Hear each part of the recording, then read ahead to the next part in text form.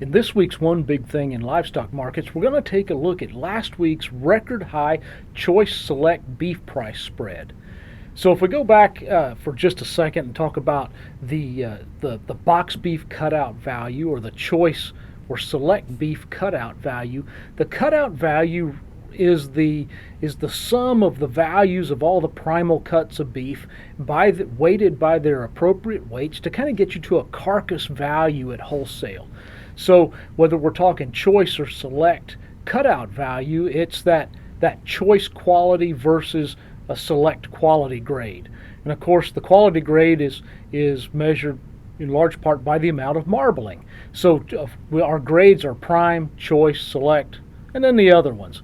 So one of the things that's gone on is we've had a widening Choice Select spread, or that premium for Choice quality over Select quality. So last week we hit a record high Choice Select spread of over $23.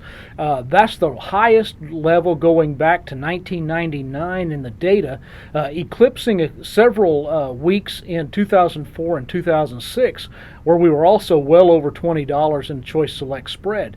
That data goes back to when the weight breakdowns for the carcass weights were changed to reflect a 600 to 900 pound carcass. Before that time we had carcasses in lightweight and heavyweight carcasses. But really this is the highest we've ever seen it, really eclipsing any other records by far. It's important to point out that we typically hit our seasonal peak for Choice Select spread about this time of year, and then it retreats in later on in the summer and then builds again towards the end of the year. But this, I think there's a couple things to consider in terms of this level of Choice Select spread. So the first thing is kind of a demand argument. I think the biggest part of this run up in Choice over Select beef prices is largely due to demand. I think we have growing demand for Choice quality beef. And by demand, I mean not only a retail consumer amount, but the retail outlets that are purchasing beef from packers. I think we have a larger and growing interest in stocking more Choice relative to Select. I think it shows up in some advertisements for different restaurants. One that's been on TV lately has been for Applebee's, talking about a Choice steak.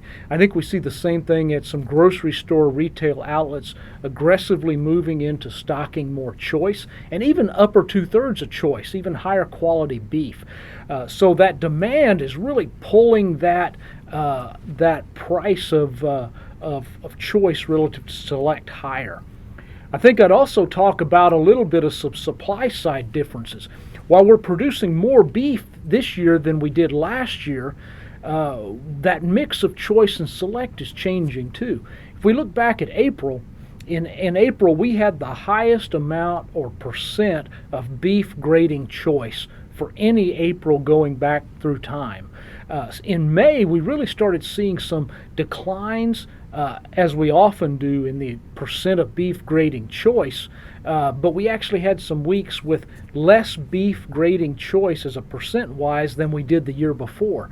So while we tightened up our available supplies of Choice, it's hit at exactly the same time as this boosting demand for Choice beef. I should also point out we're producing more beef, so we actually have more beef of Choice quality available. It's just that the percent in the mix was a little different. So one of the things I think we'll see going forward is how long does it take to fill up the pipeline of retail outlets in this Choice beef. I think it really highlights the premium for cattle that can grade Choice as we hit this kind of market. Remember, as we go through summer, we're going to head to 4th of July pretty soon, and then the next big holiday is Labor Day, when we hope to see a boost in sales, a boost in beef for outdoor grilling as we kind of hit the traditional end of the summer season. So one of the things I think to watch going forward is really this interesting record run of Choice over Select beef.